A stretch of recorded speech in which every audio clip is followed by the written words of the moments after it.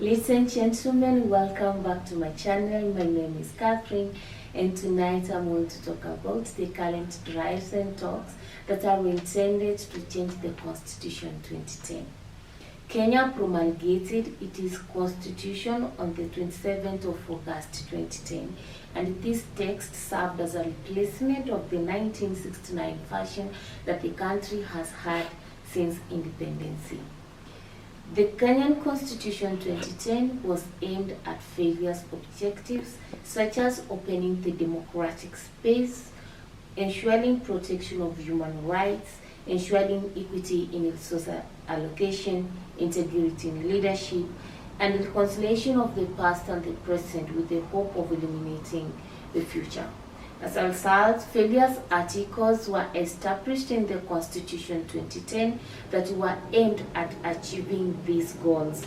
For instance, Chapter 4, the Bill of Rights, Chapter 6, Integrity in Leadership, Chapter 7, Article 81P, that is the Gender Bill, Chapter 12 to 14 on equity in resource allocation, both in the national government and the county government, and for the sake of public servants, Article 230, Section 5 on salaries and remunerations. So this implies that the current constitution as it is has all it takes, and it has all that we need to reconcile and unify Kenya and meet the needs of each and every Kenya on the Kenyan soils. However, 10 years later, there's a call for a constitutional change and the need to expand the executive. The reason being, the new constitution, or the Constitution 2010, is being accused of propagating the narrative of winner take it all after elections, and therefore the proponents of the reforms or the changes in the constitution have said that the Kenyan constitution has failed to reconcile the past and the present, and therefore we do not have hope that it could be able to illuminate the future as it was intended. However, fellow Kenyans, the question is it the constitution which has failed to reconcile the past and the present, or it is lack of political will by the leaders to implement the specific chapters and articles within the constitution that were supposed to reconcile the past and the present? My answer lies that there is lack of political will among leaders to implement the chapters and the articles of the Constitution 2010 that are supposed to reconcile the past and the present, and therefore eliminate the future of Kenya. For example, the Gender Bill, that is Chapter 7, Section 81P, has not been implemented. Also, Chapter 6 on leadership and integrity has not been implemented, evidencing the presence of leaders who have been accused of corruption, all who have corrupt cases in courts, who are still seated in offices and running the offices as if nothing has happened. We have various leaders who have been moved from one ministry to another, even after registering corrupt cases in their previous ministries. Chapter on equity and ethnicity, Kenya has 44 tribes, and the constitutional leadership positions in Kenya, we have 21 ministries, and we have 44 permanent secretary positions. So this implies that when we combine the CSs and the PSs in Kenya, they are more than the 44 tribes in Kenya. And therefore, if each tribe in Kenya gets a docket either in the permanent secretary or in the cabinet secretaries, then the face of Kenya can be able to be reflected.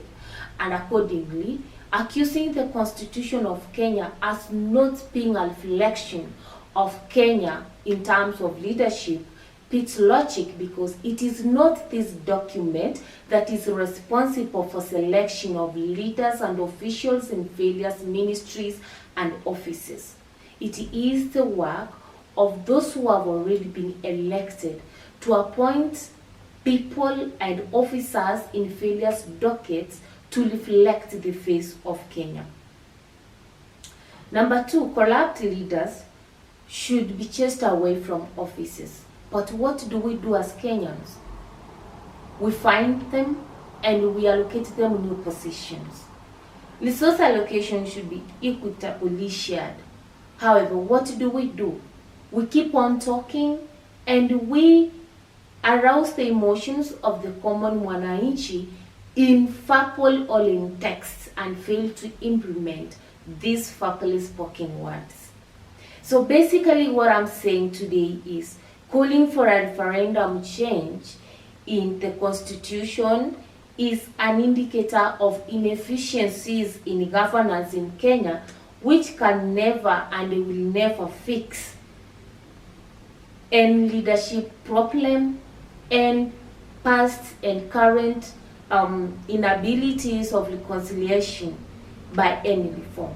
We do not need reforms to handle tribalism and ethnicity in Kenya. We do not need reforms to handle corruption. We do not need reforms to handle mediocrity in public offices in Kenya, because the Constitution of Kenya as it is right now, together with its chapters and sections, has the capacity to handle this if only it is implemented. In 2010, our top political leaders told us that katiba ni sasa na kama si sasa ni sasa hivi. The question is what happened, because by then we also that the Kenyan constitution was the best document that the country has ever had.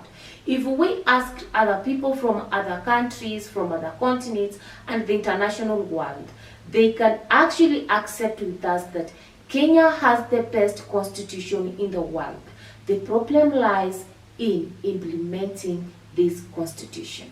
So, before we call for reforms or changes in the constitution, we need to implement it fully. It's only through after fully implementing these constitutions that we can be able to see the weaknesses and the strengths of this particular document, and therefore say now we are at a position where we can be able to say this needs to be changed and this needs to be retained.